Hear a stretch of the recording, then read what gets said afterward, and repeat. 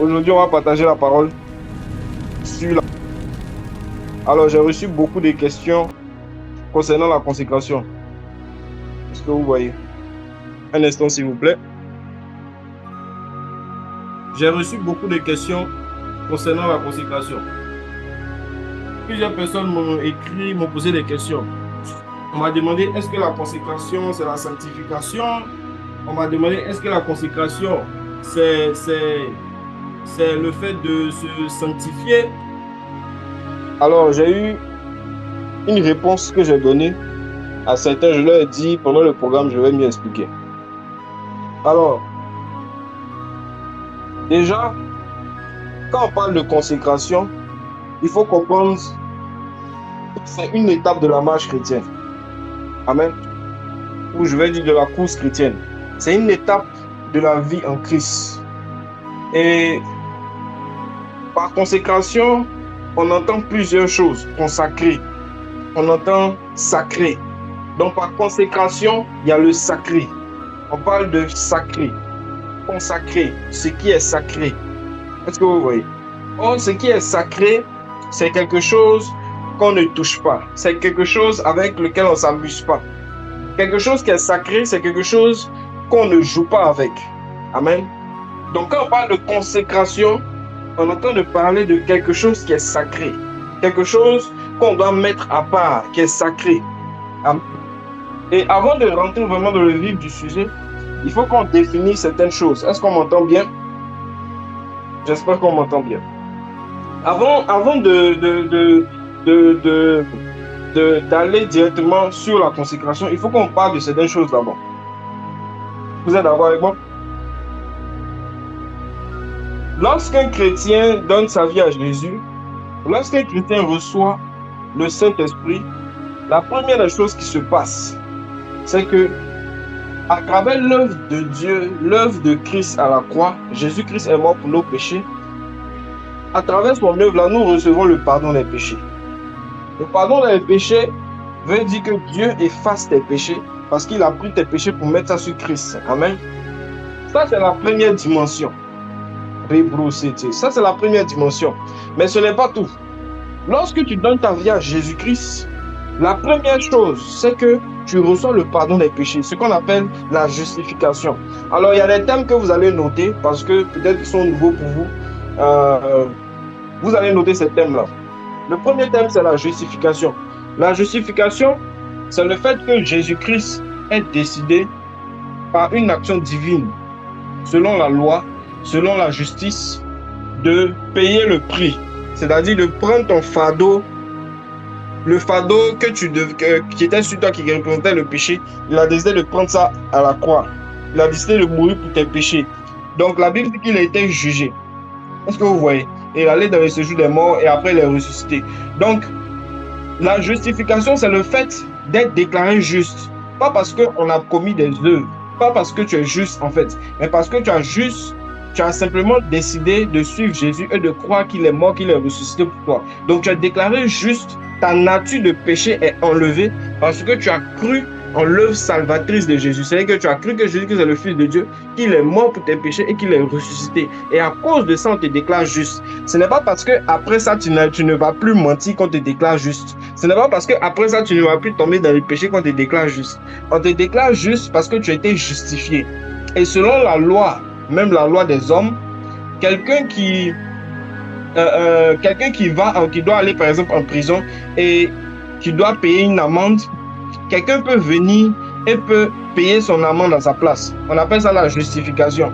Est-ce que vous voyez? Donc c'est un acte légal devant le tribunal. Le fait que quelqu'un vienne et qu'il paye le prix pour toi. Il paye le prix que tu dois payer normalement pour ne pas aller en prison. Lui, il paye ça pour toi. Est-ce que vous voyez? Si c'est en termes d'argent, il peut payer pour toi. Si tu dois payer une amende, il peut payer l'amende pour toi et toi, tu sors de prison. Est-ce que vous comprenez? Donc, il y a des personnes qu'on met en prison sous amende. Ces personnes-là, d'autres personnes peuvent venir payer leur amende et puis sortir de prison. C'est comme ça qu'on peut attraper un drogué quelque part. Et puis, vous allez entendre qu'il doit payer par exemple 1 million, mais 2 millions pour pouvoir sortir de la prison. Il doit faire 6 mois en prison. Mais 3 jours, une semaine après, vous entendez qu'il a été libéré de prison. Pourquoi? Parce que quelqu'un qu'on ne connaît pas a payé sa caution. Je ne vais pas dire a payé. On comprend par là que le fait d'être justifié en Christ, c'est le fait que Jésus-Christ ait décidé de payer le prix. Parce que la Bible dit que le salaire du péché, c'est la mort. Mais le don gratuit de Dieu, c'est la vie. Et le don gratuit de Dieu, c'est le fait que Jésus-Christ soit venu sur la terre parce que Dieu a donné son Fils afin que quiconque croit en lui ne périsse pas, mais ait la vie éternelle. Donc, toutes les personnes qui ont mis leur foi en Jésus-Christ, alors ces personnes-là sont déclarées justes parce que Jésus-Christ les a justifiées de leur péché. C'est tout. Donc, aujourd'hui, si tu es déclaré juste, c'est parce que Jésus-Christ t'a justifié de ton péché. On appelle ça la justification. Ça fait partie de l'œuvre de la croix. Donc, l'œuvre de la croix est composée de plusieurs choses. C'est composé déjà de la mort de Jésus. Voilà. Il est composé du baptême. Il est composé de la justification. Il est composé de la sanctification, de la résurrection et de la sanctification. Est-ce que vous voyez? Donc, il y a plusieurs choses qui composent l'œuvre de la croix. Donc, parmi ces choses-là, il y a la justification qui est la première chose. Le fait que tu es déclaré juste. On n'a pas encore dit que tu as reçu le Saint-Esprit. Est-ce que vous voyez? Tu n'as pas encore reçu le Saint-Esprit. Dans ce cas, tu es déclaré juste parce que tu as cru que Jésus-Christ est mort pour tes péchés et que tes péchés ont été effacés. Donc, tu es déclaré juste. Tu ressembles un peu aux apôtres avant qu'ils aient reçu le Saint-Esprit. Voilà pourquoi la Bible dit que le juste vivra de sa foi. Est-ce que vous voyez? Mais si ces gars, mon âme ne prend point plaisir. Donc, un juste tombe 7 fois et il se relève 7 fois. Comme David. David était juste parce qu'il croyait en Dieu. Il avait la foi en Dieu. Donc, tous ceux qui avaient la foi en Dieu étaient déclarés justes. Mais l'œuvre de la justification s'est vraiment accomplie en Jésus-Christ lorsqu'il a décidé de payer le prix pour nos péchés. Donc, nous sommes déclarés justes. Mais l'œuvre de la justification ne s'arrête pas là. Elle continue encore et elle va plus loin. Après la mort et la résurrection de Jésus-Christ, nous avons été déclarés justes, mais ce n'était pas suffisant. Parce qu'un juste peut tomber dans le péché. Parce qu'un juste peut commettre des erreurs. Parce qu'un juste, ce n'est pas parce qu'il est juste, ça veut dire qu'il ne peut pas faire des erreurs. Amen. Donc dans la Bible, on a vu plusieurs personnes qui étaient justes, qui ont déjà commis des péchés. Est-ce que vous voyez? Donc il fallait que Jésus-Christ aille plus loin. Donc il est allé au ciel, la Bible dit qu'il est monté au ciel, et il a reçu autorité sur toutes choses, et il a décidé d'envoyer maintenant la promesse qui est le Saint-Esprit. Alors le Saint-Esprit, lorsqu'il vient, on voit ça dans Jean chapitre 16, excusez-moi, dans... oui, si je ne me trompe pas, c'est Jean chapitre 16. La Bible dit que le Saint-Esprit, lorsqu'il vient, il va vous convaincre de justice, de péché, de justice et de jugement. Donc, quand le Saint-Esprit vient dans la vie de quelqu'un, pourquoi le Seigneur envoie son Esprit? Dieu t'envoie son Esprit afin que tu deviennes participant de sa nature divine. On voit ça dans 2 Pierre chapitre 1, à partir du verset 3. La Bible nous dit que nous sommes devenus participants de la nature divine. C'est deux choses différentes.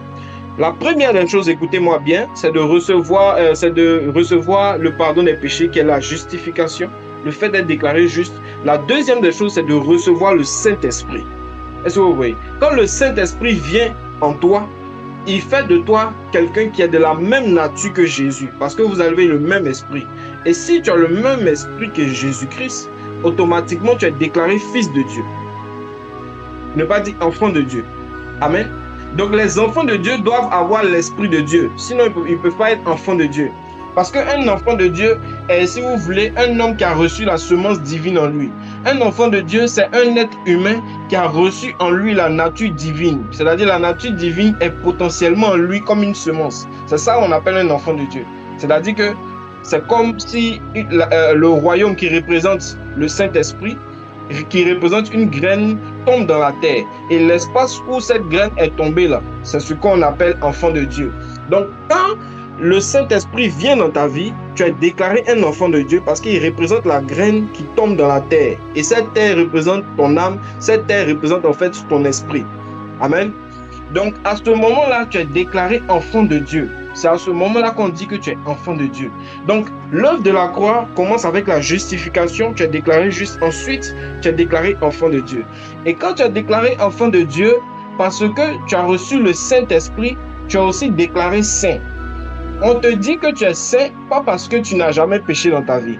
Pas parce que tu n'as jamais volé les viandes dans les sauces. Pas parce que tu n'as jamais pris la craie à l'école. Mais on dit que tu es saint parce que tu as reçu en toi le Saint-Esprit qui est la nature divine de Dieu. Est-ce qu'on te suit? Donc nous, aujourd'hui, qui sommes ici, qui avons le Saint-Esprit, Nous sommes saints. Dis à ton voisin, je suis saint. Tu es saint. Il ne faut pas avoir peur de dire ça. Les chrétiens ont peur de dire qu'ils sont saints. Tu es saint. C'est une nature, ce n'est pas une œuvre. Ce n'est pas parce que tu n'as pas menti, tu es péchereuse. Non. Tu es saint parce que tu as reçu le Saint-Esprit.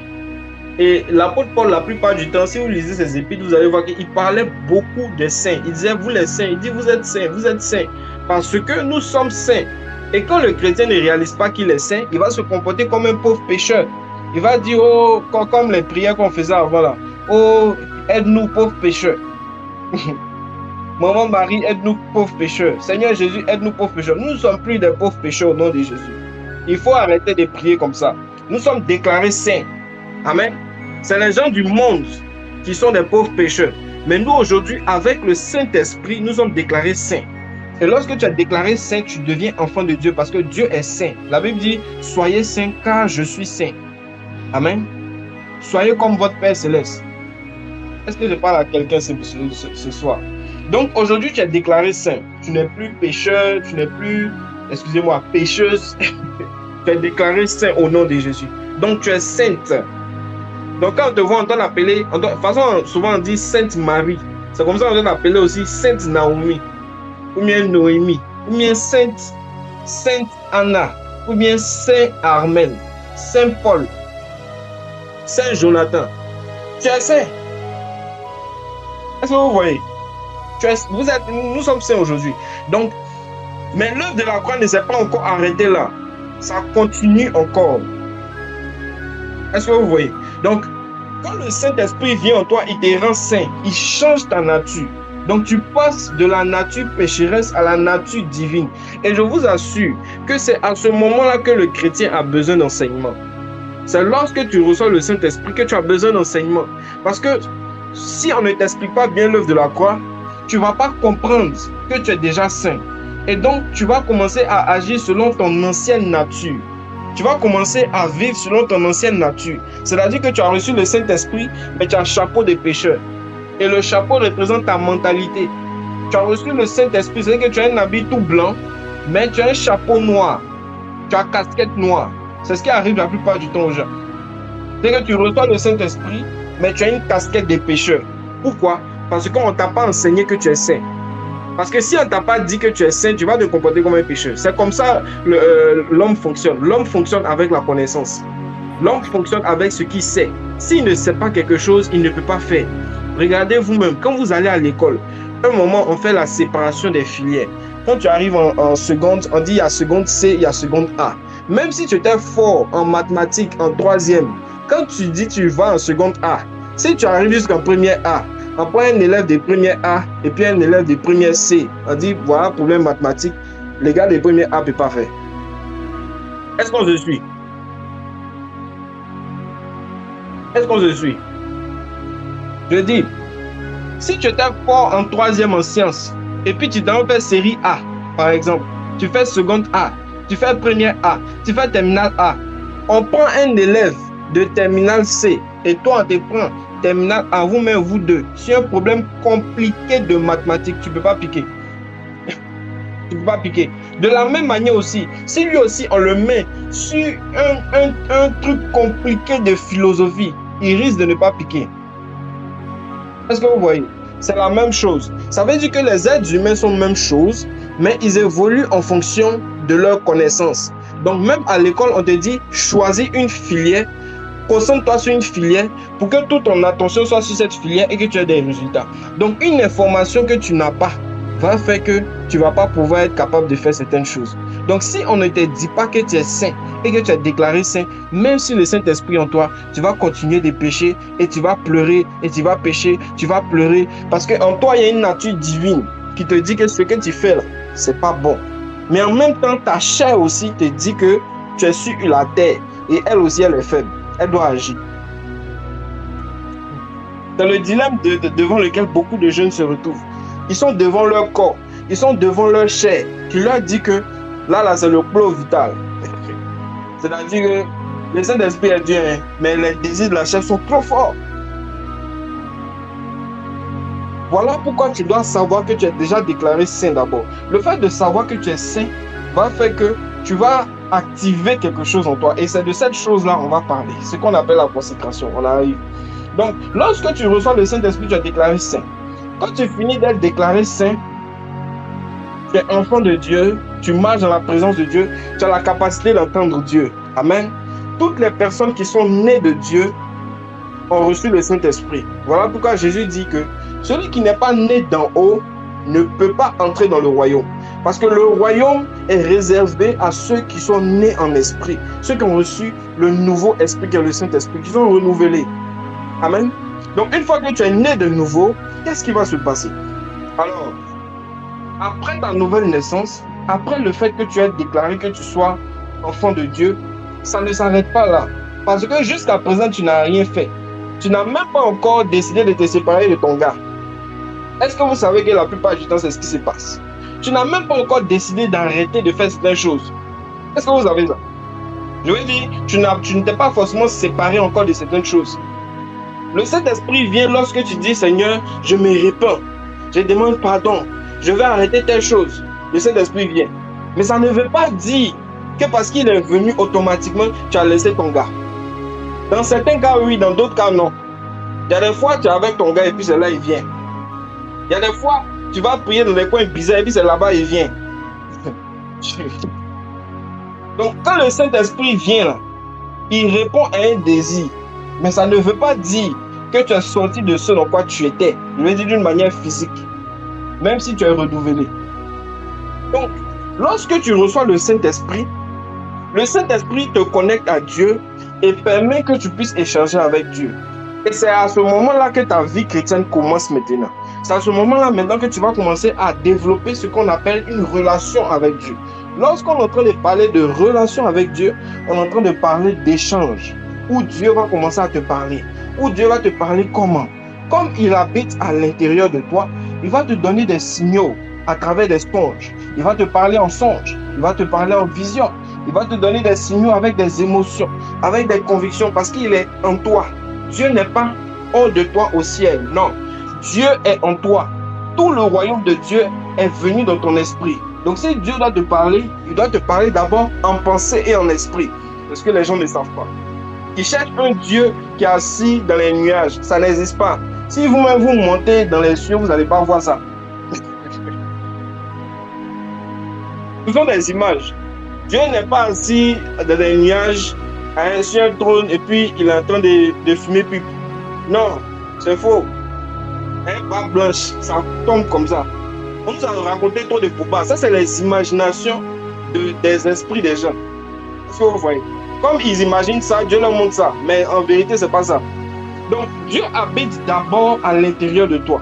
Donc, s'il doit échanger avec toi, il va te parler avec des convictions, il va te parler avec des pensées, il va te parler avec des instructions qui viennent sous forme d'émotions à l'intérieur de toi, concernant les sujets auxquels tu demandes. Donc, quand tu demandes, tu dis, Seigneur, parle-moi, je veux savoir telle chose concernant telle chose, et tu es pris beaucoup, tu insistes dessus, qu'est-ce qui va se passer? Dieu peut te montrer un songe. Dieu peut te montrer une vision. Dieu peut te convaincre. Et Dieu peut envoyer quelqu'un qui va venir appuyer ce qu'il t'a déjà dit. Est-ce qu'on se suit? C'est comme ça que Dieu fonctionne. Donc, là encore, on n'est pas encore rentré dans la consécration, on est dans la marche chrétienne, une fois que tu reçois le Saint-Esprit. Et dans cette marche chrétienne, tu vas apprendre ce qu'on appelle la sainteté. La sainteté, c'est le fait de produire les œuvres justes. Ça veut dire quoi? Tu étais dans le monde et Dieu t'a tiré du monde. L'action de te tirer du monde, c'est ce qu'on appelle le fait d'être déclaré saint. Parce que saint veut dire mis à part. Est-ce que vous voyez? Mis à part. L'église ou le corps de Christ, c'est ecclésia, qui veut dire séparé, ek, qui veut dire séparé, hors d'eux. Est-ce que vous voyez? En grec, ek, ça veut dire hors d'eux. Donc, ecclésia, c'est église, c'est-à-dire un groupe de personnes qui sont sorties du monde, qui sont mis à part. Donc, c'est ceux-là qu'on appelle des saints. Donc, quand on dit que tu es saint, ce n'est pas parce que, comme j'ai dit d'abord, tu n'es pas tombé dans le péché. Non, c'est parce que tu es mis à part. Dieu décide de te mettre à part parce que tu as cru en Jésus. Pas parce que tu as fait des œuvres. Pas parce que tu as décidé de couper avec ton gars. Il faut comprendre ça d'abord. Si tu ne comprends pas ça, ta vie chrétienne, tu vas souffrir. Donc Dieu te déclare saint pas parce que tu as laissé ton gars. Non. Il te déclare saint parce que tu as cru en Jésus-Christ d'abord. Sinon, tu vas penser que laisser ton gars, là, c'est le fait d'être saint. Non. Laisser ton gars, c'est une œuvre de sainteté, c'est une œuvre de pureté, c'est une œuvre de pureté. On va voir ça. Mais ça n'a rien à voir avec la nature sainte que tu as reçue à travers le sacrifice de Jésus. Parce qu'il y a des gens qui laissent leur gars, mais ils ne sont pas saints. Ils n'ont pas reçu le Saint-Esprit. Si tu laisses ton gars, tu n'as pas reçu le Saint-Esprit, tu n'es pas saint. Si tu laisses toutes les choses qui sont méchantes, tu ne fumes pas, tu ne te drogues pas, tu n'as pas reçu le Saint-Esprit, tu n'es pas saint. Amen. Donc, c'est très important de comprendre ça. Donc, j'explique ça d'abord et puis on va rentrer maintenant en profondeur. Donc, lorsque maintenant tu as déclaré saint, comme j'ai dit, tu marches avec le Saint-Esprit et tu es déjà séparé du monde. Donc la sainteté ou la sanctification, je vais dire ça comme ça, ce qu'on appelle la sanctification, parce que c'est ce que je suis en train d'expliquer, j'ai dit la justification, c'est le fait de recevoir le pardon des péchés. La sanctification, c'est le fait d'être coupé du monde. C'est-à-dire que Dieu te sépare des choses du monde. Il commence maintenant à te séparer des choses du monde. Donc il te prend et il te déclare saint, il t'envoie dans son royaume. Ça c'est un. Ensuite, le fait qu'il t'ait envoyé dans son royaume va faire que tu vas commencer à vivre selon les lois de ce royaume. Donc, lorsque tu commences à marcher maintenant selon les lois de ce royaume, c'est là on dit maintenant que tu vis la sainteté. Donc, la sainteté, c'est la vie du juste qui est saint, c'est la vie de celui qui a reçu le Saint-Esprit, c'est la vie normale de celui qui a reçu le Saint-Esprit. C'est pas qu'il fait des efforts, c'est une vie normale parce qu'il a reçu la nature divine de Jésus-Christ en lui. Donc, naturellement, il doit produire des œuvres de sainteté. Donc, celui qui se sanctifie, c'est celui qui demeure sur le chemin où Dieu l'a placé. C'est-à-dire qu'il ne va pas repartir dans le monde pour aller revoir ce qui s'est passé encore dans le monde. Non, il va commencer à marcher maintenant selon les lois de Dieu.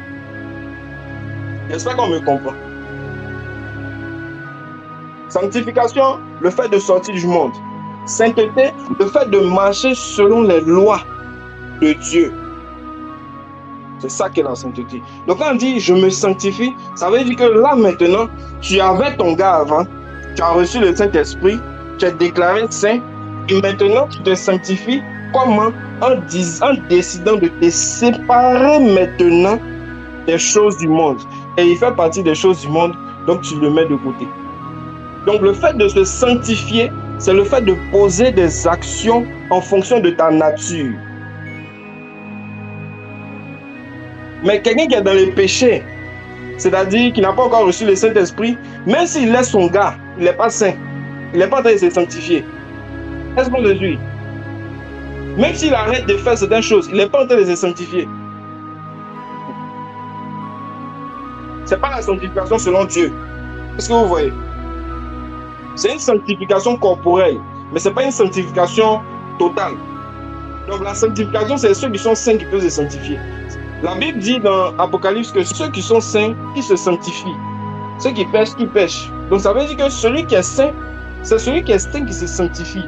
Ce n'est pas celui qui est pécheur qui se sanctifie. C'est un saint qui peut se sanctifier. Il faut expliquer ça vraiment aux gens. Donc vous avez besoin de savoir ça. Nous avons besoin tous de savoir ça. Que c'est parce que tu es saint que tu reçois la force même pour te sanctifier. Donc si avant, tu pensais que tu n'avais pas la capacité d'arrêter les choses de la chair, d'arrêter de regarder les choses bizarres, d'arrêter d'écouter les choses bizarres, laisse-moi te dire, mon ami, c'est faux. Aujourd'hui, Dieu t'a donné la force de te sanctifier. Amen.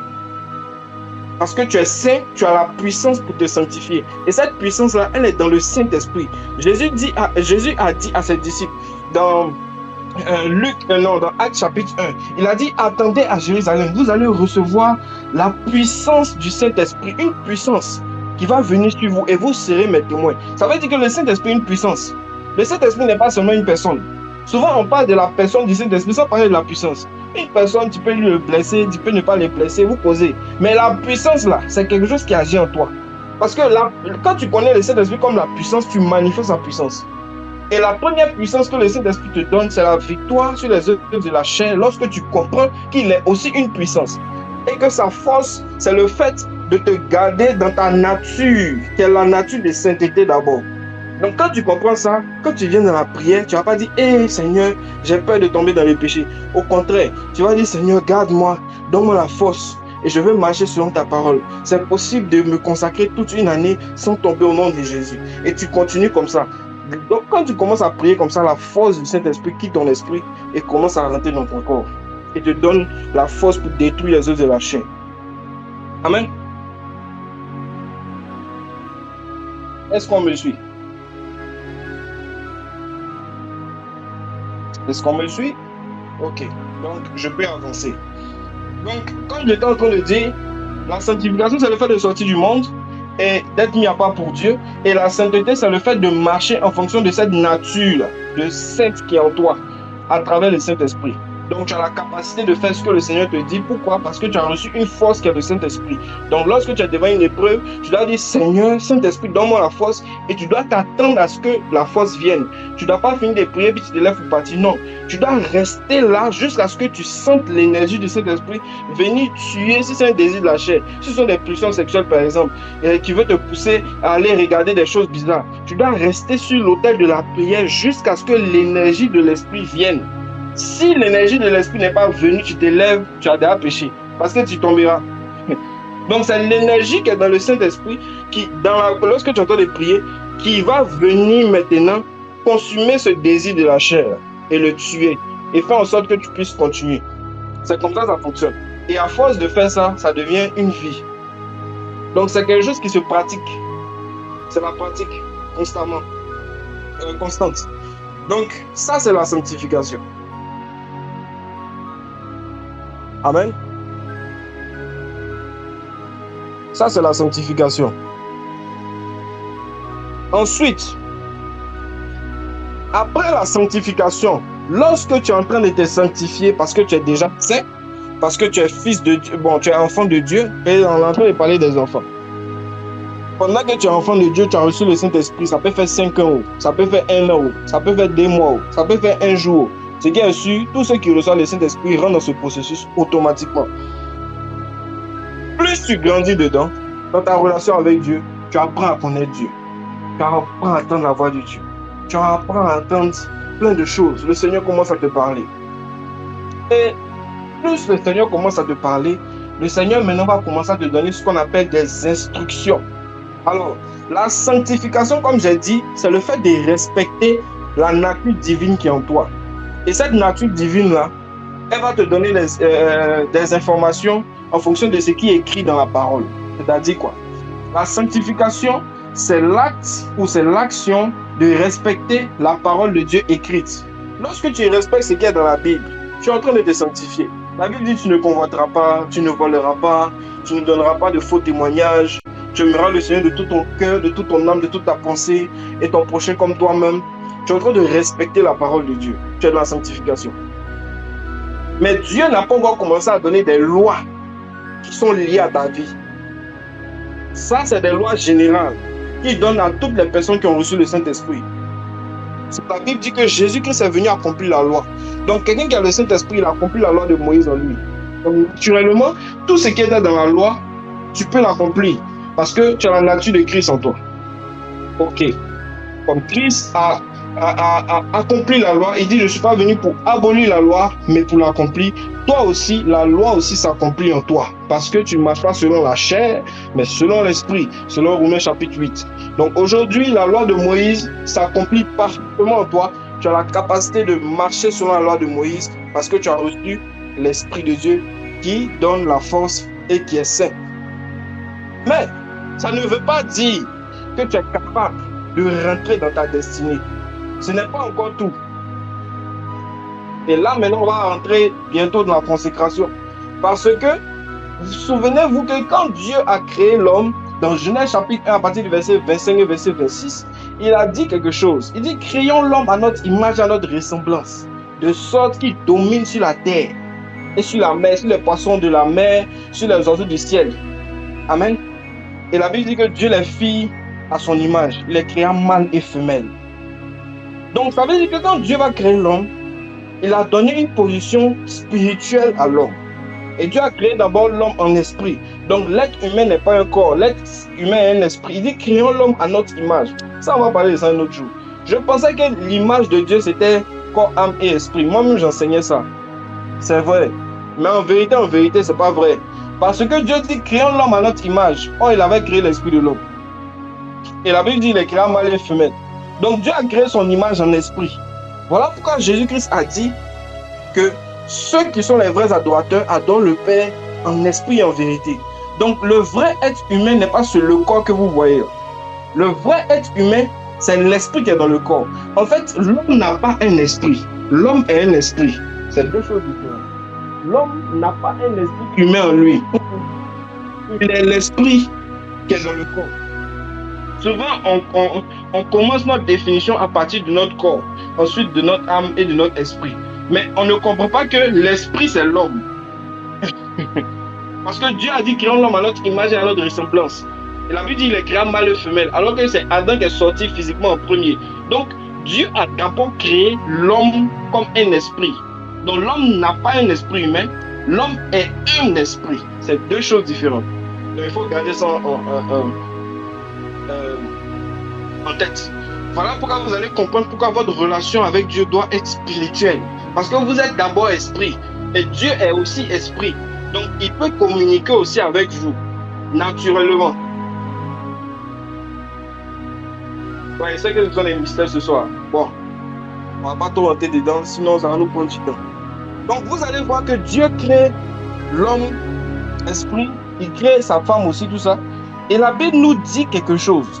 C'est que lorsque Dieu va créer l'homme, c'était pour une mission, afin qu'il domine. Et Dieu maintenant va former le corps de l'homme. Et l'homme qu'il avait créé déjà en esprit, l'esprit de l'homme, c'est ça, il va souffler et puis il va mettre dans un corps. Et ça va donner l'âme, ça va donner l'être vivant. La Bible dit que Adam est devenu un être vivant. Et la Bible nous dit maintenant qu'à ce moment-là, Dieu va commencer à donner des instructions à l'homme. Dieu va lui dire, garde le jardin. Dieu va commencer à parler avec l'homme. Donc ça veut dire quoi?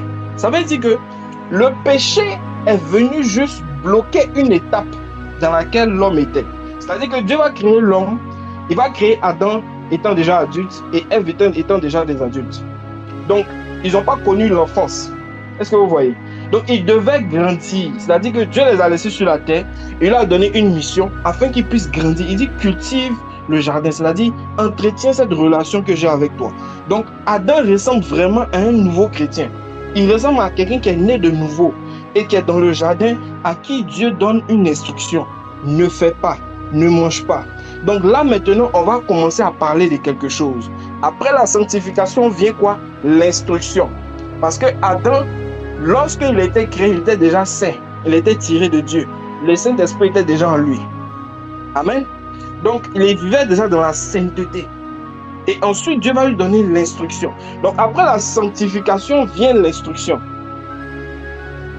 Donc lorsque tu vis dans la sanctification, lorsque tu es déjà déclaré saint, Dieu commence à te donner des instructions.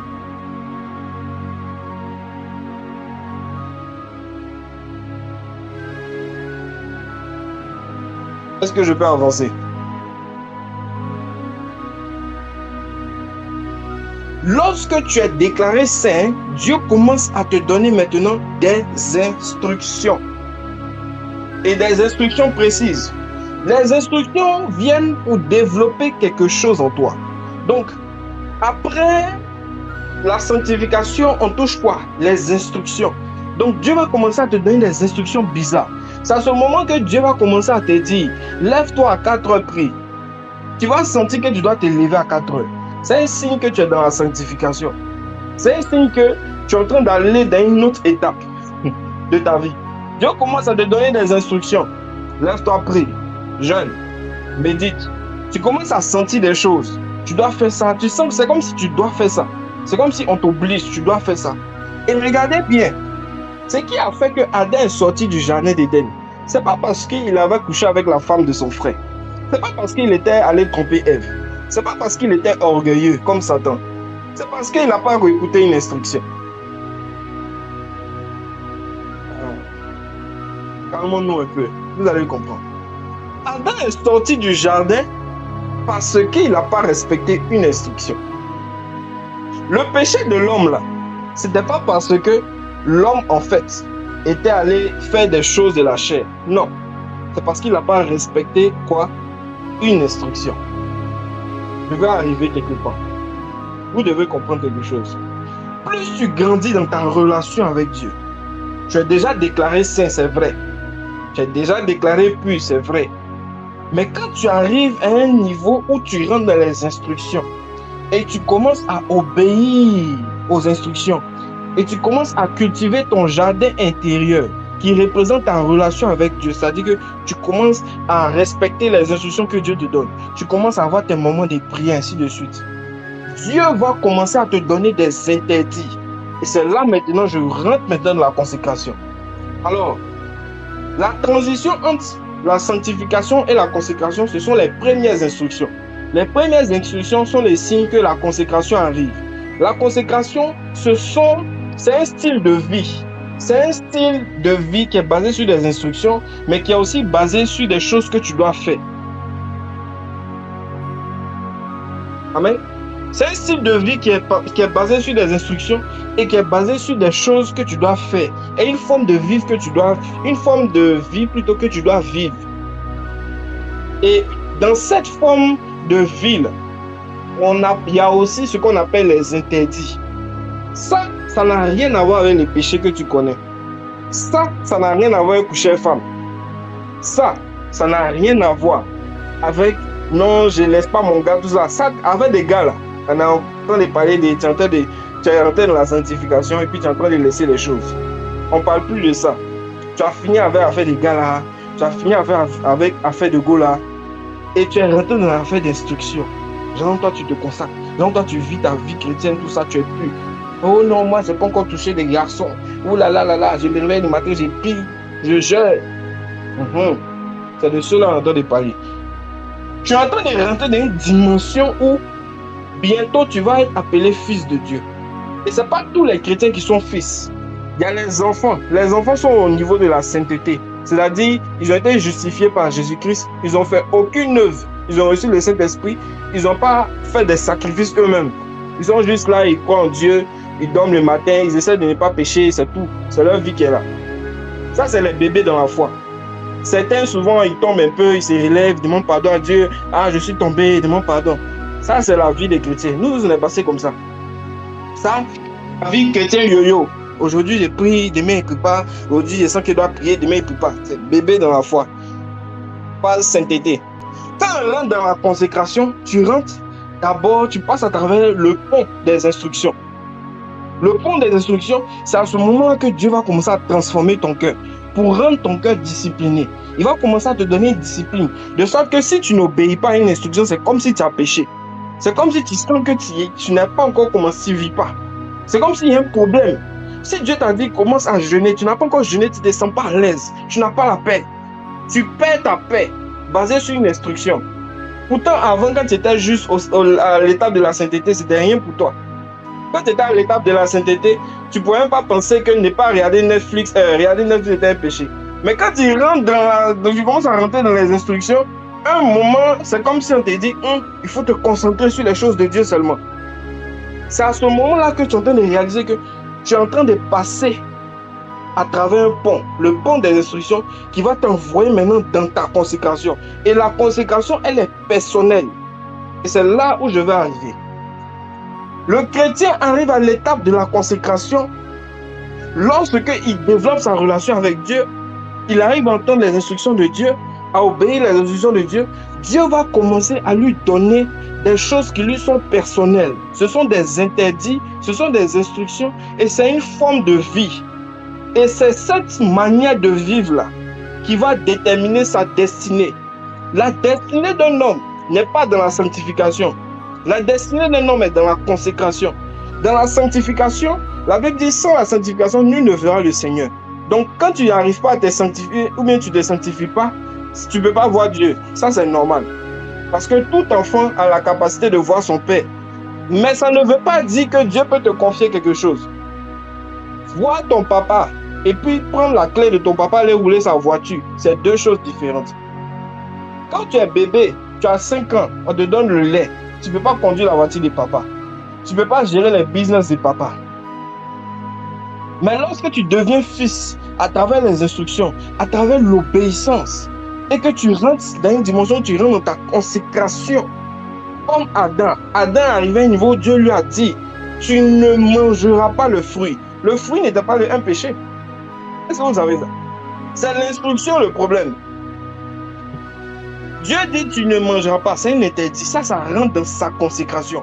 Dieu lui dit, garde le jardin, cultive. C'est-à-dire, respecte les instructions que je te donne, cultive ta relation avec moi. Et ensuite, maintenant, il lui dit, ne mange pas ça. Le ne mange pas ça, là. S'il a mangé, c'est un péché pour lui. Voilà pourquoi quand tu rentres dans la consécration, si tu ne fais pas ce que Dieu te dit, tu pêches. Voilà pourquoi il y a des personnes, lorsqu'elles sont en train de rentrer dans leur dimension de consécration, Dieu leur dit, mais il n'y a pas Netflix. S'il a regardé Netflix, c'est comme s'il a couché une femme. Vous pouvez ne pas savoir ça. Mais je vous dis que c'est comme ça la marche chrétienne fonctionne. Jésus-Christ ne pouvait pas venir et puis se marier comme nous tous. S'il faisait ça, il était hors de sa consécration.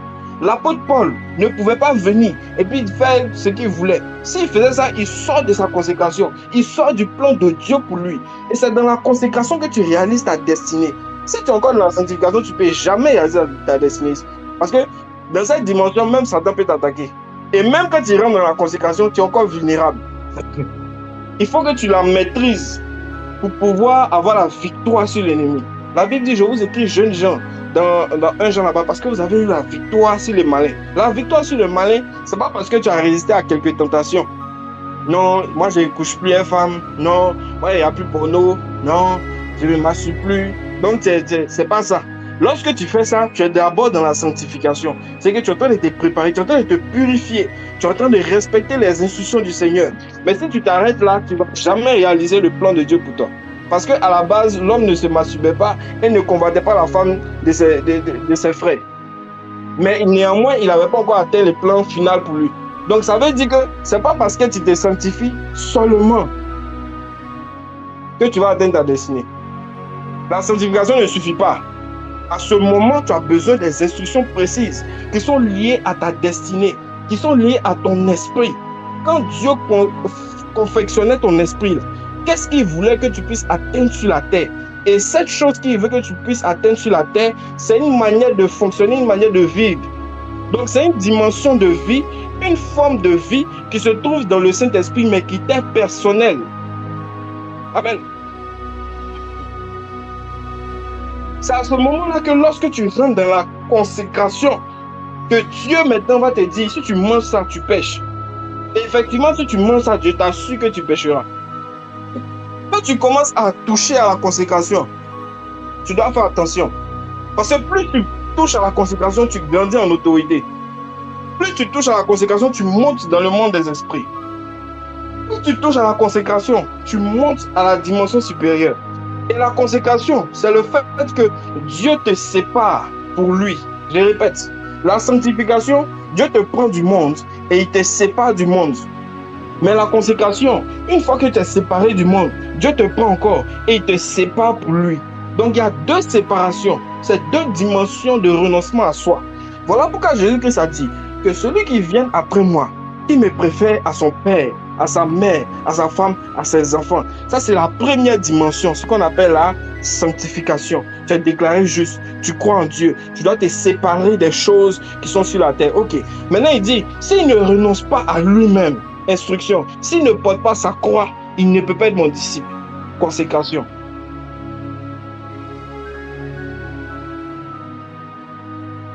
Je rembobine. Je reviens en arrière. Replay.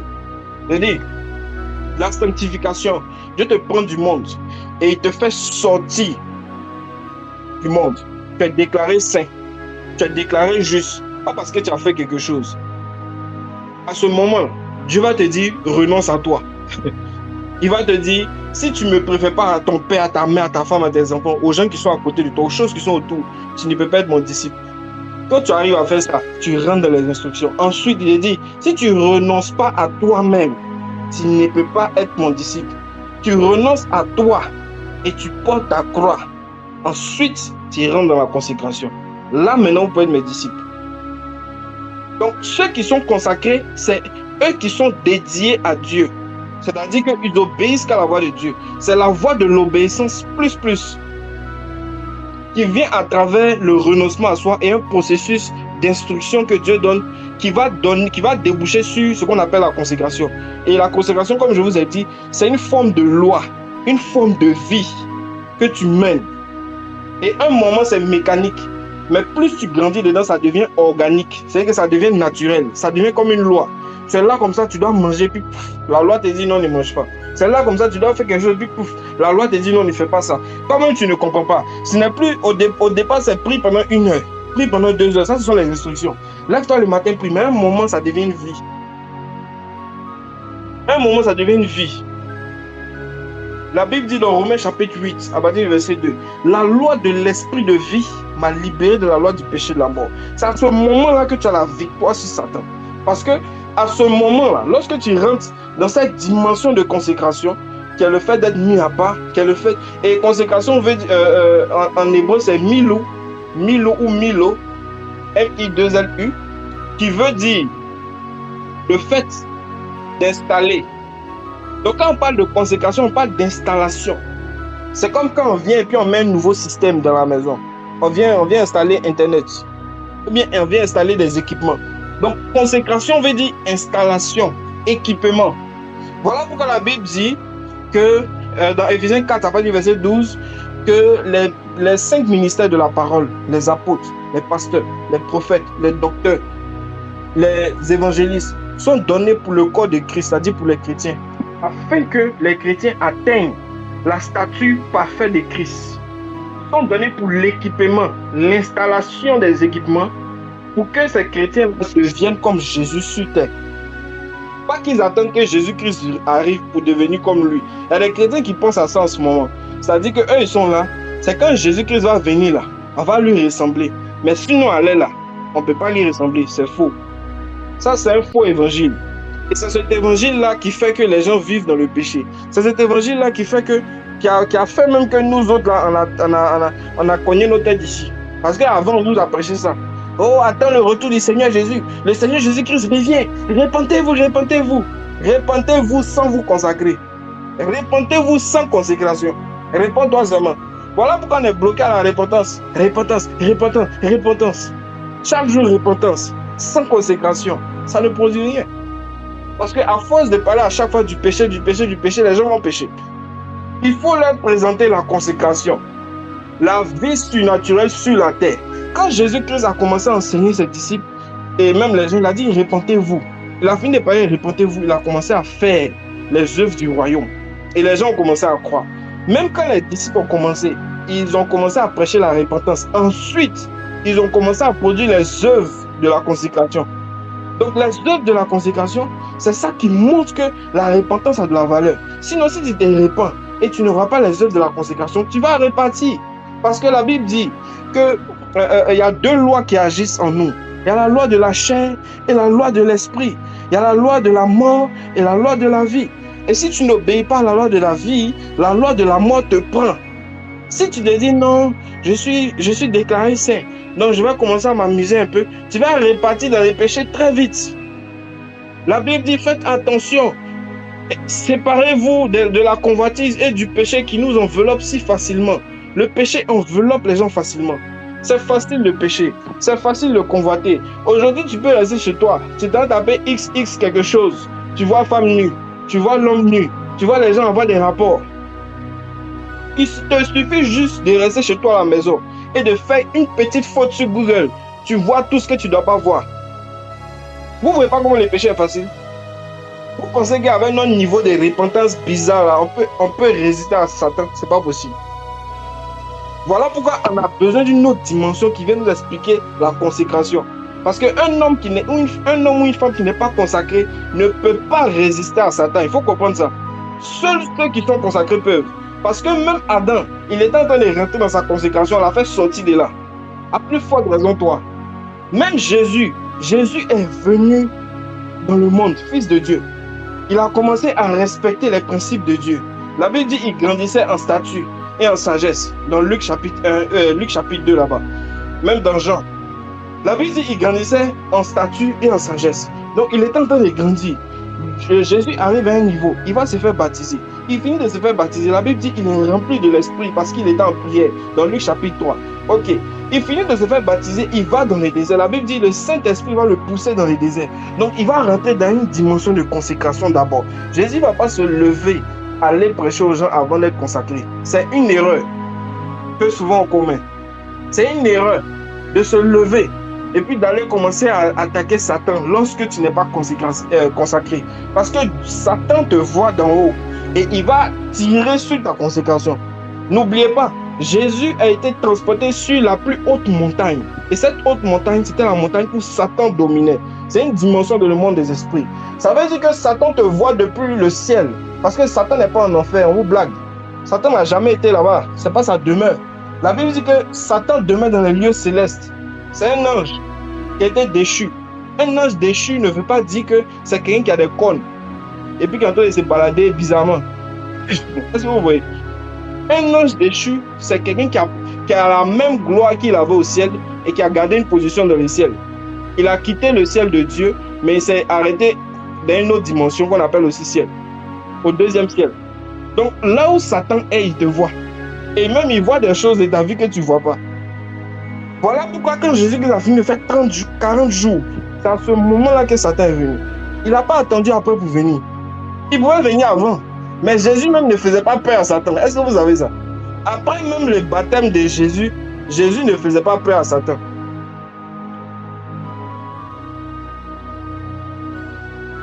Satan a essayé quand Jésus-Christ était jeune, petit bébé, de le tuer, il n'a pas pu.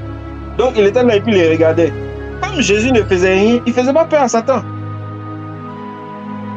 Comme Jésus ne faisait rien, il ne guérissait aucun malade, il ne prêchait pas l'évangile, il ne faisait pas peur à Satan.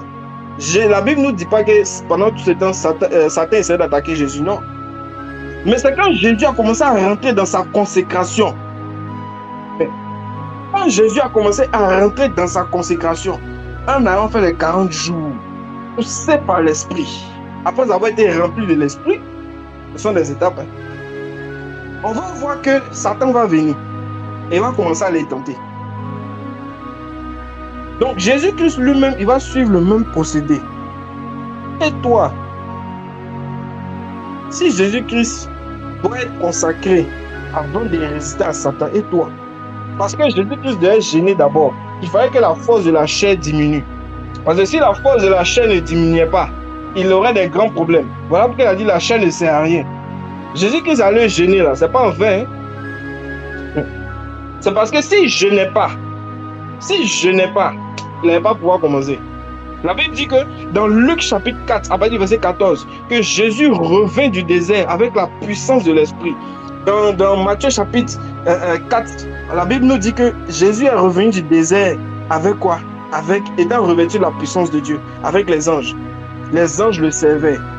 Donc c'est à ce moment-là que Jésus-Christ a reçu une puissance. La puissance qui est liée dans la consécration. La puissance qui est représentée par l'onction, la puissance de chasser les démons, de guérir les malades, de faire des miracles, ça se trouve dans la consécration, jamais dans la sanctification. Tu ne pourras pas. Aussi longtemps que tu essaies de chasser les démons dans la sanctification, c'est bien. Tu pourras essayer de chasser quelques démons, mais à certains esprits, tu ne peux pas. Aussi longtemps que tu essaies de faire certaines choses, même prophétiser même, étant dans la sanctification, les choses, tu ne peux pas. Il faut rentrer dans une dimension de consécration. Et c'est cette consécration qui te donne dans le monde des esprits de l'autorité. Parce que la consécration, si tu veux, c'est la promesse de Dieu pour toi. Derrière la consécration, il y a un trône. Et ce trône-là, c'est ton trône. Derrière la consécration, il y a une position qui est en Christ. La Bible dit, vous êtes assis dans les lieux célestes en Christ. Ces lieux célestes-là sont cachés dans la consécration. Donc lorsque tu commences à respecter des instructions que Dieu va te donner, ce sont des instructions personnelles que Dieu commence à te donner. Ce n'est plus lié à seulement ce qui est écrit dans la Bible. Il va commencer à te dire, toi, fais comme ça. Toi, prie comme ça. Toi, prie à telle heure. Toi, prie comme ça. Lorsque tu commences à faire ça, tu commences à rentrer dans une dimension où la vie de Dieu commence à s'exprimer en toi. Bon, vous voyez qu'à présent, je ne suis même pas encore rentré dans les...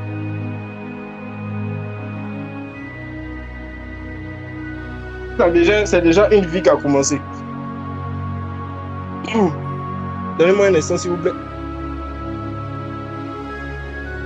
Donc, comme je disais, c'est parce que c'est déjà une vie sur laquelle je suis en train de travailler. Est-ce que vous voyez?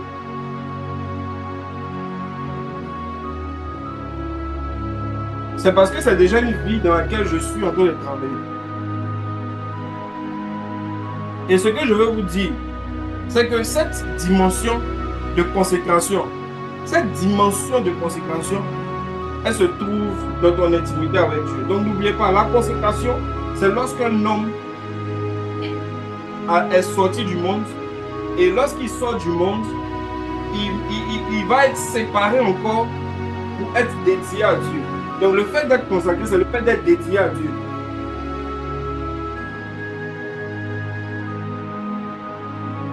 Est-ce que vous voyez? Le fait d'être, comment on appelle ça? Le fait d'être consacré, c'est le fait d'être dédié à Dieu. Quand on dit dédié, c'est-à-dire que toute ton existence, c'est plus genre une affaire que tu vis ta vie chrétienne et de temps en temps, tu mets Dieu dedans. Quand tu veux faire telle chose, c'est là maintenant tu mets Dieu et puis tu pries pour que ça marche. Ça là, ça ne marche pas. Est-ce que vous voyez? Quand tu veux, par exemple, marcher avec Dieu, quand tu veux faire certaines choses pour le Seigneur, excusez-moi. Quand tu veux faire certaines choses, c'est là maintenant tu mets Dieu dedans pour voir si ça va marcher ou pas. C'est pas ça la consécration. La consécration, c'est lorsque ta vie est dédiée à Dieu. Et alors, on va rentrer dans un passage et puis on va voir. On va aller dans l'Ancienne Alliance, où on va parler de la consécration. Justement, on est dans Exode chapitre 28. Exode chapitre 28.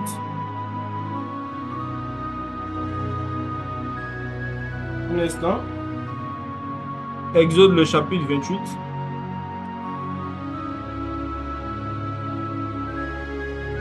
Oui, ça rapidement là. J'ai pas de lecteur. Donc, désolé pour les différents bruits que vous entendez là.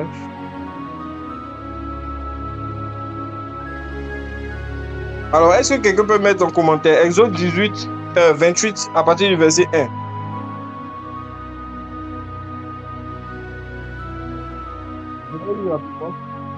La Bible dit: fais approcher de toi Aaron. Est-ce qu'on peut mettre ça en commentaire? Exode 28, verset 1. Ouais, jusqu'au verset 2 même. La Bible dit: fais approcher de toi Aaron ton frère. Dieu parlait à Moïse et ses fils, et prends-les parmi les enfants d'Israël pour les consacrer à mon service dans le sacerdoce. Bon, ceux qui sont dans For Jesus, je pense que on a parlé du sacerdoce. Amen. Et même là en ce moment dans The Gate of the Temple, j'ai déjà envoyé la fiche sur le sacerdoce royal avec mon père dans la foi. Donc on entend de travailler sur le sacerdoce. Donc c'est vraiment un message du moment. Le sacerdoce qui représente le service qu'on fait devant Dieu, pas devant les hommes. Donc je reprends. Il dit: fais approcher de toi Aaron ton frère et ses fils, et prends-les parmi les enfants d'Israël pour les consacrer à mon service dans le sacerdoce. La Bible dit: Aaron et les fils d'Aaron, Nadab, Abihu, Éléazar et Itamar. Tu feras à Aaron ton frère, verset 2, des vêtements sacrés pour marquer sa dignité et puis pour lui servir de parure. On va rester là. Verset 2, la Bible dit: tu feras à Aaron ton frère des vêtements sacrés pour marquer sa dignité, ou son autorité, ou sa supériorité, et pour lui servir de parure. Donc, si on regarde bien, Dieu avait demandé à Moïse de la consécration ici. Je vais vous expliquer encore ce que c'est. Regardez, le peuple était déjà sorti du pays d'Égypte. Donc, ça veut dire que la sortie du peuple d'Israël du pays d'Égypte, c'est ce qu'on appelle la sanctification. Quand Dieu te fait sortir du monde, parce que le pays d'Égypte représentait le monde. Est-ce qu'on se comprend? Donc le pays d'Égypte représentait le monde, avec Pharaon qui représentait Satan, le prince de ce monde. Est-ce que vous voyez, selon 1 Corinthiens là-bas? Donc Après ça, la Bible dit que Dieu va tirer le peuple du pays d'Égypte, le peuple d'Israël du pays d'Égypte.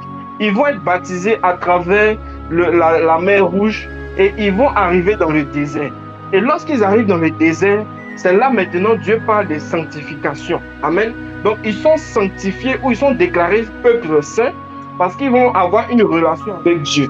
Dieu va décider de descendre sur la montagne et Dieu va décider de leur parler. Si vous voulez, on va prendre le passage même qui parle de ça, c'est mieux. On va prendre le passage directement. Un instant.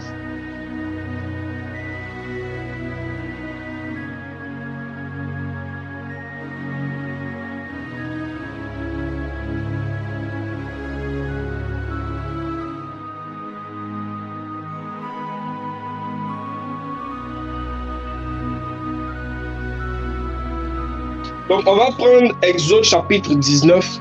Est-ce que quelqu'un peut mettre Exode chapitre 19 à partir du verset 8 jusqu'au verset 10?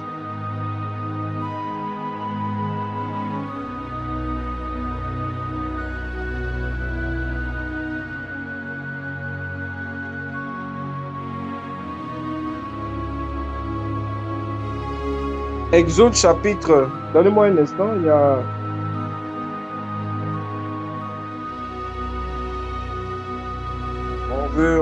On veut activer là. Ok.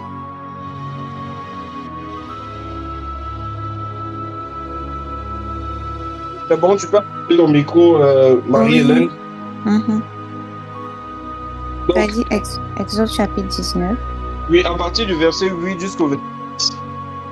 Ok. Exode chapitre 19 à partir du verset 8 jusqu'au verset 10, c'est ça? Yes. Ok, je lis dans la Louis II. Le peuple tout entier répondit, nous ferons tout ce que l'Éternel a dit. Moïse rapporta les paroles du peuple à l'Éternel. Verset 9. Et l'Éternel dit à Moïse, voici, je viendrai vers toi dans une épaisse nuée, afin que le peuple entende quand je te parlerai, et qu'il ait toujours confiance en toi. Moïse rapporta les paroles du peuple à l'Éternel. Et l'Éternel dit à Moïse, va vers le peuple, sanctifie-les aujourd'hui et demain, qu'ils lavent leurs vêtements. Amen. Amen. Tu peux lire même le verset 11. Tu peux garder ton micro ouvert et puis attends. Je vais faire un petit commentaire et puis tu vas lire le verset 11. S'il te plaît. Parfait. Okay. Donc regardez, vous voyez que Dieu a décidé de descendre parmi le peuple pour se révéler au peuple. Et il a dit à Moïse de sanctifier le peuple. Et je vous ai dit que la sanctification intervient lorsque tu quittes le monde qui représente le pays d'Égypte. Donc en ce moment, le peuple d'Israël avait déjà quitté le pays d'Égypte. Ils étaient dans le désert. Donc c'est là qu'on entend parler de sanctification.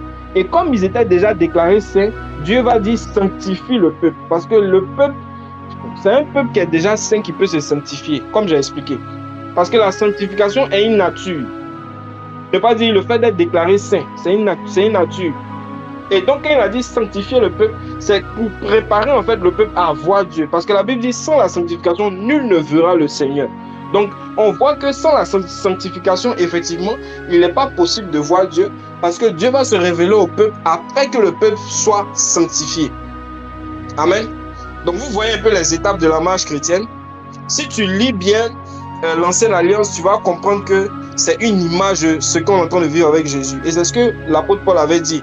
Il a dit que tout ce qui était écrit, tout ce qui s'est fait dans l'Ancienne Alliance était une image pour parler de ce qui va se faire avec nous en Jésus-Christ. Amen. Amen. Est-ce que tu peux lire le verset 11, s'il te plaît?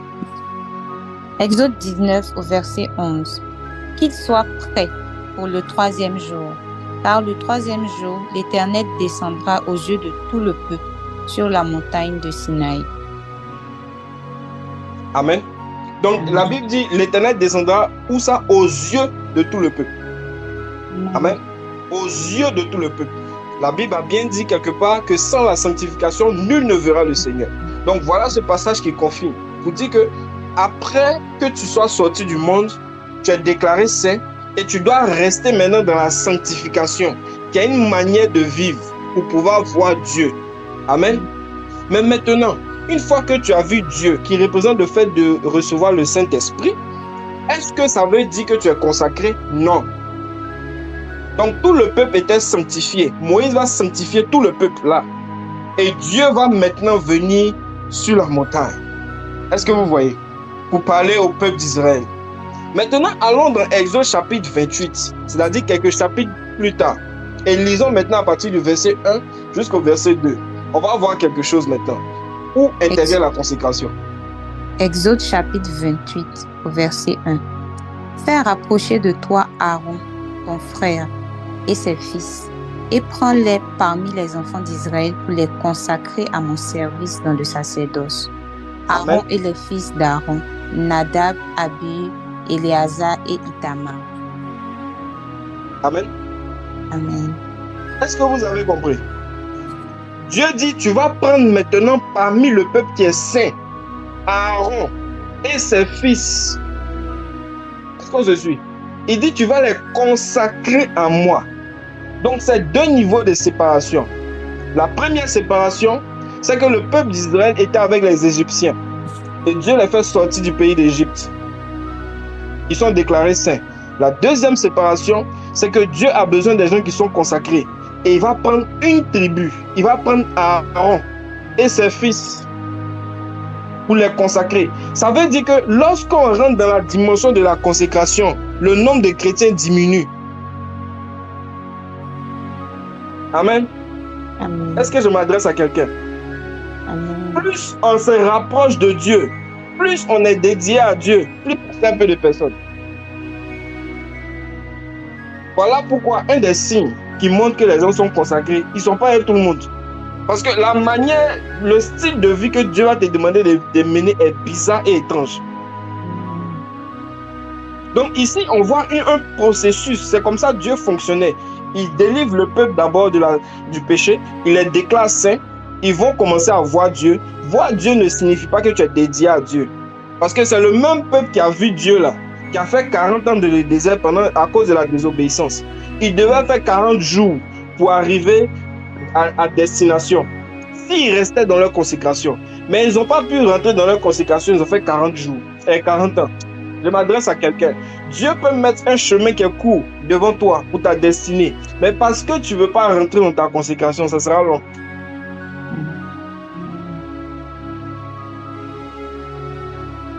Je répète. Dieu peut mettre un chemin qui est court pour ta destinée. Peut-être dans 4 ans, tu vas faire ton mariage. Tu vas réaliser tout ce que Dieu a prévu pour toi. Dieu avait déjà dit que 4 ans après le fait que tu aies reçu le Saint-Esprit, tu dois te marier, tu dois commencer à rentrer dans ce qu'il a prévu pour toi. Mais à cause du fait que tu n'arrives pas à rentrer dans la consécration, parce que c'est dans la consécration qu'on réalise le projet de Dieu. Parce que tu n'arrives pas à être dédié à Dieu, Dieu ne peut pas t'envoyer dans la terre promise.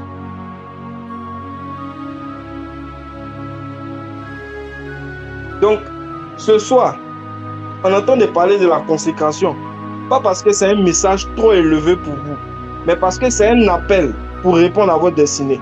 C'est un appel pour répondre à notre destinée, à nous tous ici. Celui qui n'arrive pas à répondre à la consécration, il ne pourra pas accomplir sa destinée. Adam a été bloqué parce qu'il avait commencé, mais Satan l'a fait sortir de là. Et le but pour lequel Dieu t'appelle, ce n'est pas en étant en train de lutter encore, non, est-ce que je dois prier, est-ce que je ne dois pas prier, ça là, tu es encore dans la sanctification. C'est bien, tu vas voir Dieu, Dieu va te parler, mais tu n'as pas accompli ta destinée. Quand Adam est sorti du jardin d'Éden, est-ce que vous savez que Dieu parlait toujours à Adam? Dieu va parler toujours à toi. Les hommes avaient péché, mais Dieu parlait à eux. Il a parlé à Caïn, il a parlé même à Caïn. Vous savez ça? Dans Genèse chapitre 4, Dieu a parlé à Caïn. Dieu a parlé à Caïn. Caïn avait une relation avec Dieu plus grande que certains chrétiens qui disent « Je n'entends pas la voix de Dieu ». Dieu parlait avec Caïn. Comment Dieu parlait avec Caïn? Après qu'il ait tué son frère, Dieu lui dit « Je vais mettre un signe sur toi ». Et puis nous, nous les chrétiens, Dieu ne nous parle pas. Toi, tu es sûr que tu es converti. Oui, ce soir, c'est un message pour challenger ta foi. Parce que personne ne te trompe. Si tu penses que juste entendre la voix de Dieu suffit, laisse-moi te dire que tu as menti. Le peuple a entendu la voix de Dieu, il a pris peur. Le peuple a entendu la voix de Dieu, mais ce n'était pas tout. Ils n'ont pas respecté les instructions du Seigneur.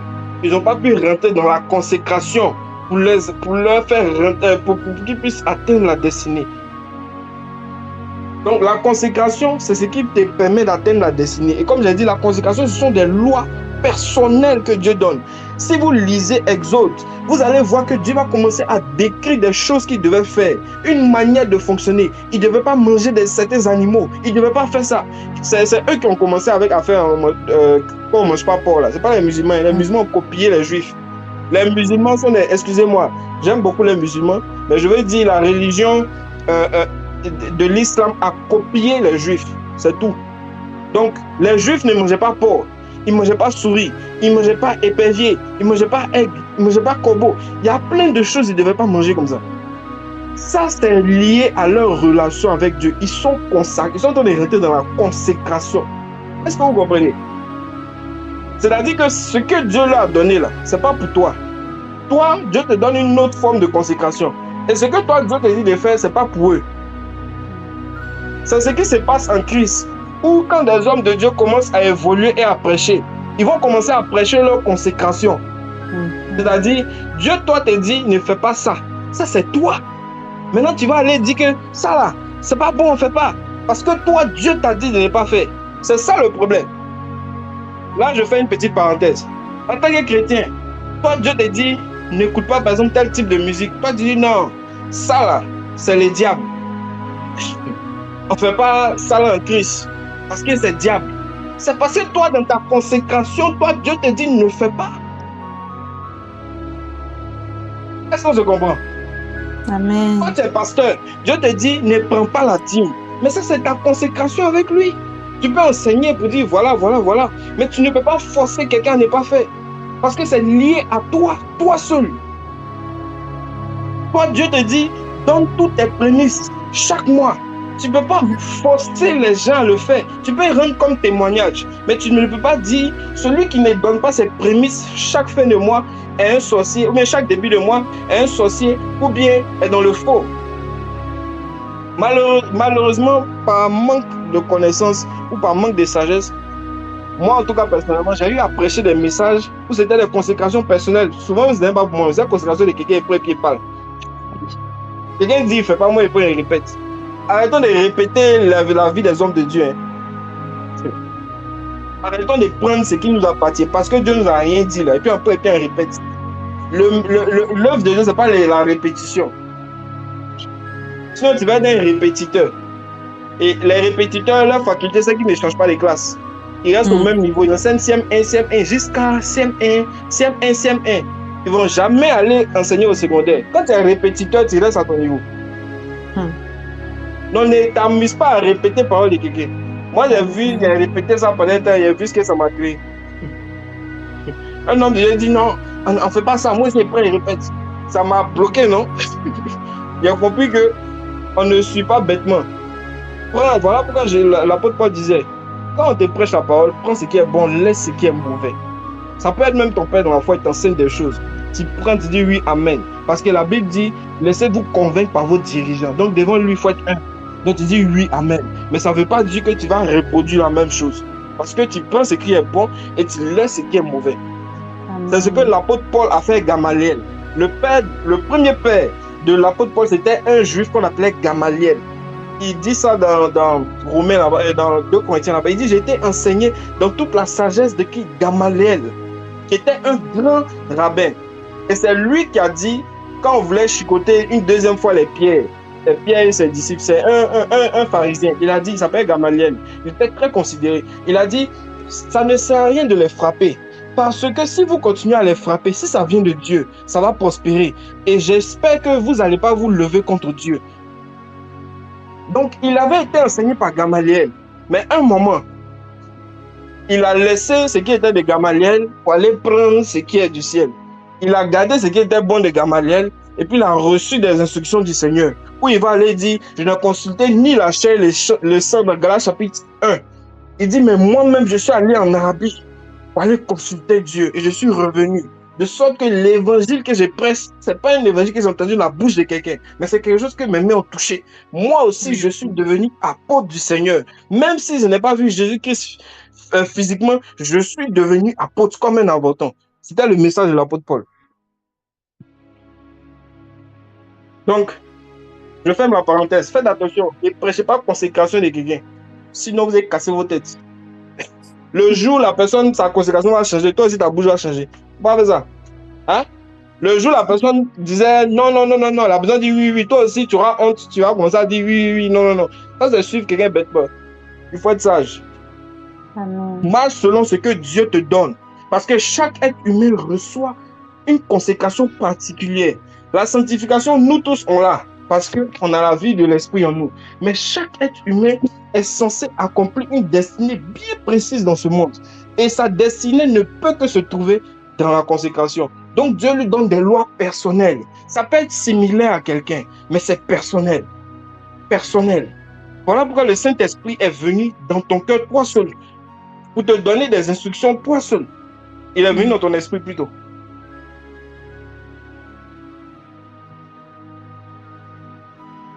Il y a des gens, c'est le jeûne. Il y a des gens, c'est des types de jeûne. Moi, je connais quelqu'un comme ça. S'il jeûne sans manger, c'est bien. Mais quand il jeûne aux fruits, c'est mieux. Je dis que Dieu trouve que c'est bien. Quand il jeûne aux fruits, lui, il doit manger fruits. C'est pas genre, il vient et puis il mange pas. Il doit manger des légumes, comme Daniel. Si tu prends Daniel et puis tu dis à Daniel de faire jeûne d'Esther, ça ne marche pas chez lui. Lui, c'est jeûne et légumes. Si tu prends Daniel et puis tu dis qu'on appelle ça même, de ne pas faire, qu'on appelle ça même, de faire un type de jeûne, 40 jours sans manger comme Jésus, il ne peut pas. C'est pas sa mission, il ne peut pas faire ça. Mais lui, si tu mets des légumes et des fruits devant lui, tu seras choqué de la manière dont il va te prophétiser. Tu seras choqué des détails qu'il va te donner. Ça, c'est sa consécration. Mais si tu prends un Élie, lui, il peut faire 40 jours sans manger. Quand il vient comme ça, il ferme le ciel. Mais Daniel, lui, quand lui, il fait ses légumes, il peut te montrer ce qui arrive dans la fin des temps. Élie ne peut pas faire ça. Est-ce que je comprends?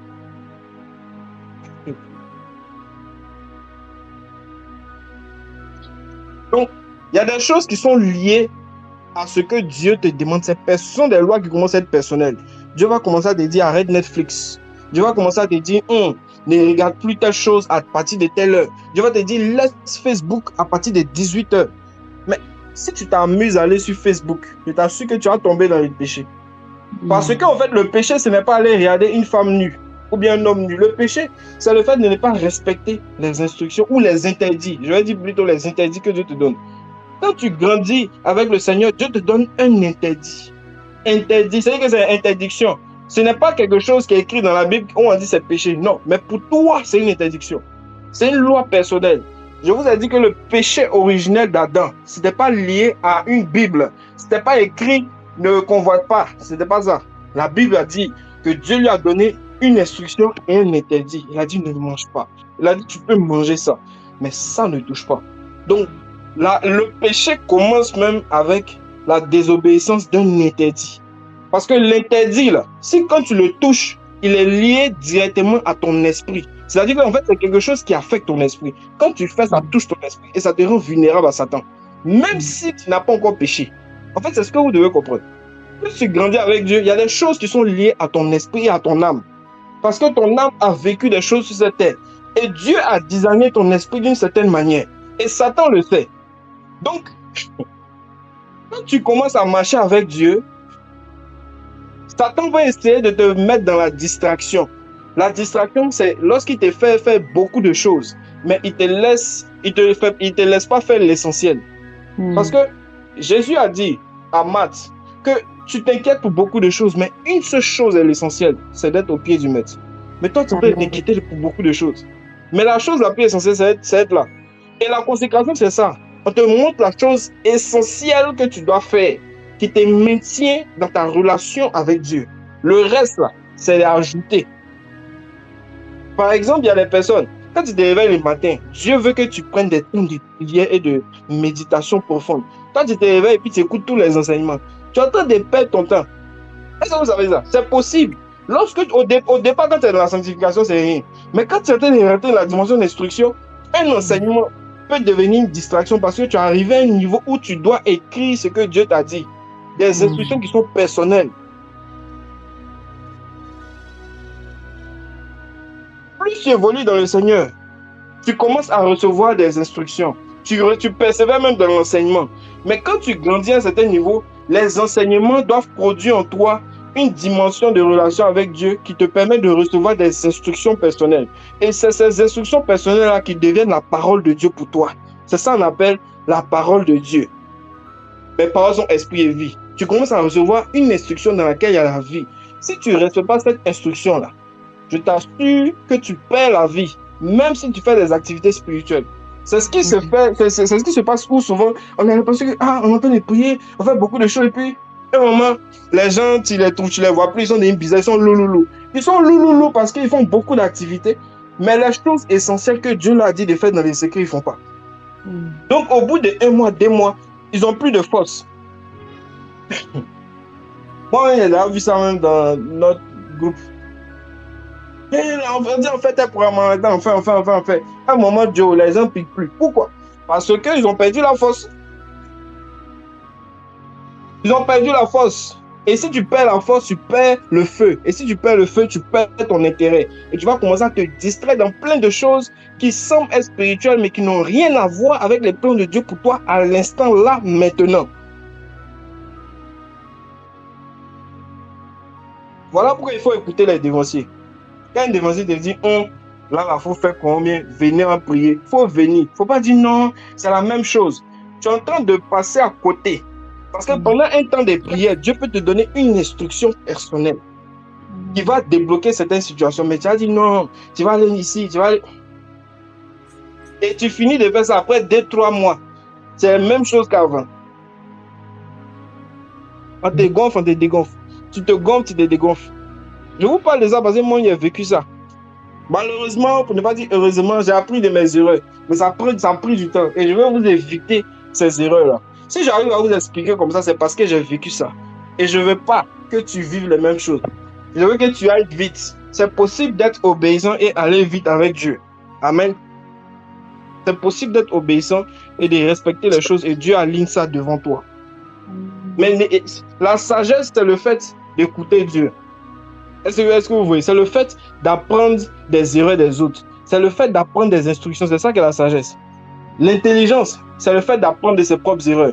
Maintenant, le fait d'être insensé ou bête, c'est le fait de ni apprendre des gens, ni de tes erreurs. Ça, c'est les gens qui sont insensés. Je répète, la sagesse, c'est le fait d'apprendre des instructions du Seigneur et des erreurs des autres. L'intelligence, c'est le fait d'apprendre de ses propres erreurs. Mais la bêtise, c'est le fait de ne ni apprendre de ses erreurs, ni des instructions des gens. Et les gens, ils apprennent ni de leurs propres erreurs, ni des instructions qu'on leur donne. Ils peuvent jamais, ils vont toujours coller leur tête. Amen. Amen. J'ai fini mon message. Ce soir, c'était juste ça que je voulais partager. Je pense qu'on a lu deux ou trois passages. Parce que c'est un fardeau qui est dans mon cœur. C'est quelque chose que moi-même je suis en train de vivre. Et c'est quelque chose que j'aimerais qu'on puisse vivre ensemble. Le fait de rentrer dans sa consécration. Il y a une dimension de la présence de Dieu. Tu ne peux pas vivre quand tu es juste en train de t'amuser, lutter. Si tu l'as pris, tu vas pas prier. Tu ne peux pas vivre ça. C'est lorsque tu renonces à toi. Lorsque tu décides d'écouter les instructions du Seigneur. Et ça, c'est toi qui... On peut te donner tous les enseignements, mais la décision te revient. Écouter le Saint-Esprit. Donc, quand tu vas écouter un enseignement, n'écoute pas un enseignement comme si c'est Netflix. Tu es encore un enfant dans la foi. C'est-à-dire que tu changes tes désirs qui étaient là avant avec de nouveaux désirs en Christ. Ce n'est pas mauvais. Tu peux aligner tous les enseignements, c'est bon même. Mais ces enseignements doivent te donner la capacité de rentrer en contact avec Dieu qui va commencer à te donner des instructions personnelles. Parce que lorsque tu commences à entendre celui-ci est mon fils bien-aimé, écoutez-le. Ça veut dire que Dieu a commencé à te donner des instructions et que tu respectes les instructions. Tu dois entendre cette voix-là qui va commencer à dire mon fils ou ma fille, fais comme ci, fais comme ça. Tu vas commencer à sentir des choses où tu veux aller sortir pour aller quelque part, dire non, reste à la maison. Tu sens que tu dois rester. C'est ça, il faut écouter. Je suis à la fin de mon message, on va prier. La semaine prochaine, on verra la deuxième dimension, même si j'ai déjà introduit. Si ce message t'a touché, tu vas te disposer là où tu es. Ce soir, ce n'est pas pour donner beaucoup de paroles, de connaissances. Ce soir, c'est pour que tu rentres à l'intérieur de toi. C'est pour que tu redéfinisses ta relation avec Dieu. Est-ce que tu penses que là où tu es, Dieu est satisfait de toi? Est-ce que tu penses que tu es rentré dans ce dans quoi Dieu t'appelle? Est-ce que tu penses que tu as commencé à être dirigé par le Saint-Esprit? Si tu vois que tu n'as pas encore commencé, tu vas commencer à élever la voix pour dire, Seigneur, j'ai besoin de ta grâce. Seigneur, j'ai besoin de ton aide. Seigneur, j'ai besoin de ton aide. Et tu vas commencer à soupirer après la présence de Dieu. Et tu vas prendre des décisions. Tu vas dire, Seigneur, aide-moi. Je m'attends à toi. Je m'attends à toi. Je ne veux pas sortir de la prière jusqu'à ce que tu me donnes la force pour faire ce que je dois faire au nom de Jésus. Prions le Seigneur. Seigneur Jésus-Christ. Père, je te prie, ô Dieu de gloire. Père, je te prie, Père, que cette prédication, Père, pénètre, Père éternel, nos os, pénètre mes os, pénètre mes entrailles. Oh Seigneur, Père, pénètre ceux aussi qui sont en train d'écouter ce message au nom de Jésus. Ma prière, c'est que Père éternel, tu puisses les transporter dans ta dimension. Ma prière, c'est que ceux qui n'arrivaient pas, oh Seigneur, Père éternel, à renoncer à eux, Père éternel, puisse renoncer à eux au nom de Jésus. Qu'à partir d'aujourd'hui, Seigneur, tu les transportes dans une autre sphère où ils vont commencer à entendre, Père éternel, les inspirations du Seigneur. Ils vont commencer à entendre les voix de Dieu. Ils vont commencer à entendre, Père éternel, ta voix. Il va commencer à venir comme un souffle. Il va commencer à souffler sur quelqu'un pendant que je suis en train de parler.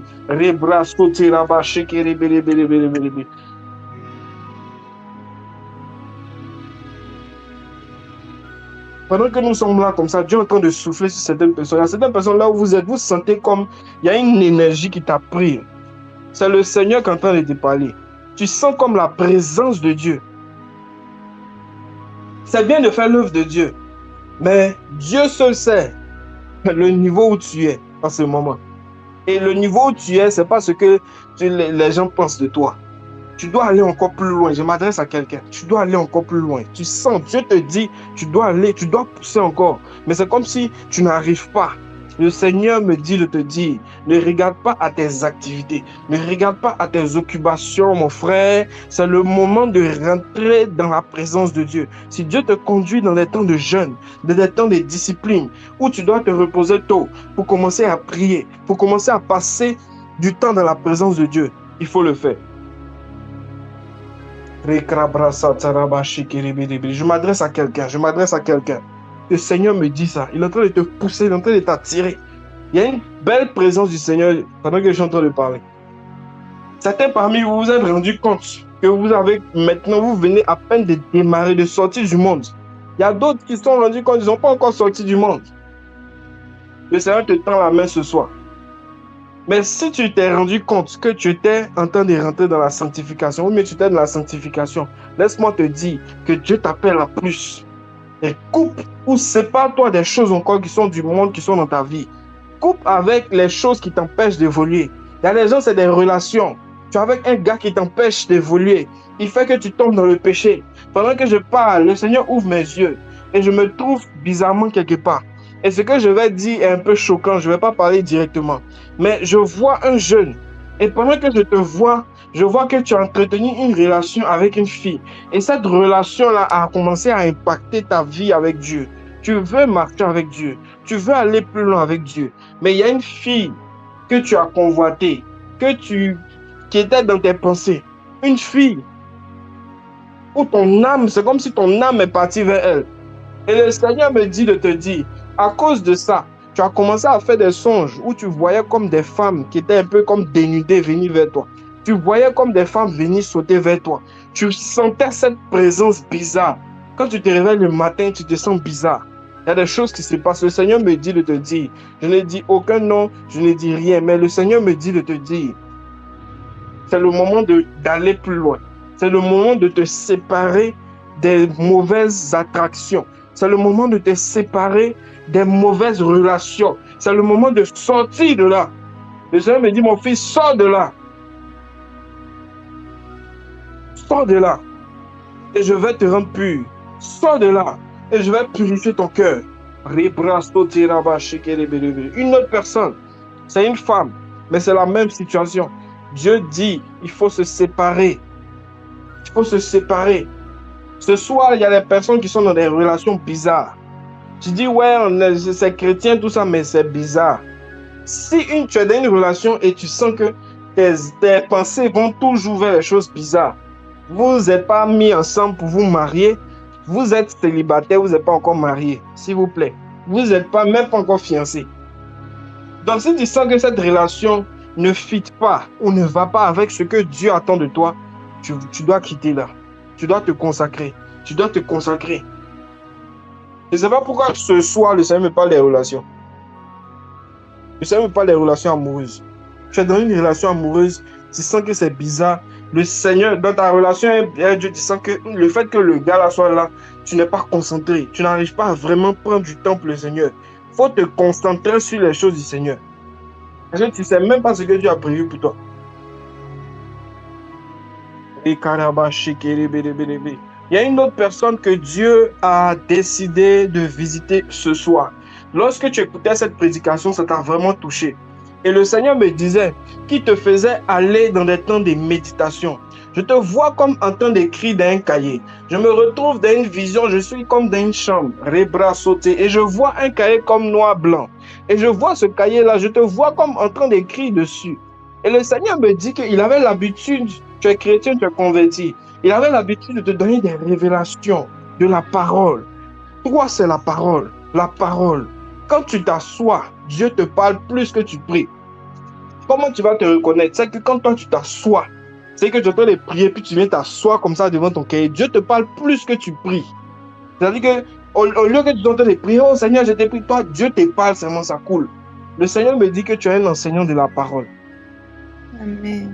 Mais que pendant un temps, tu avais commencé à oublier, à négliger ce côté. Le Seigneur me dit, reprends l'enseignement qu'il t'a donné. Reprends les choses qu'il t'a données. Il y a des vérités qu'il a données. C'est le temps de reprendre. Tu dois aller écrire. C'est le temps de commencer à réécrire ce que Dieu te donnait. Les instructions que Dieu te donnait, il faut écrire. C'est une onction pour la méditation de la parole. C'est une onction pour dévorer la Bible. C'est une onction qui te permet de savoir ce que Dieu attend de toi. Celui qui n'apprend pas à écrire ne peut pas savoir ce que Dieu attend de lui. Parce que même la volonté de Dieu était cachée dans un livre. Le livre de vie. C'était caché dans un livre. Les 7 sceaux. Amen. Dans Apocalypse chapitre 5. La Bible dit que l'agneau a pris le livre qui était dans la main de Dieu. Et il a révélé les plans de Dieu pour la création. Même Dieu, c'est un écrivain. Qui es-tu pour ne pas écrire?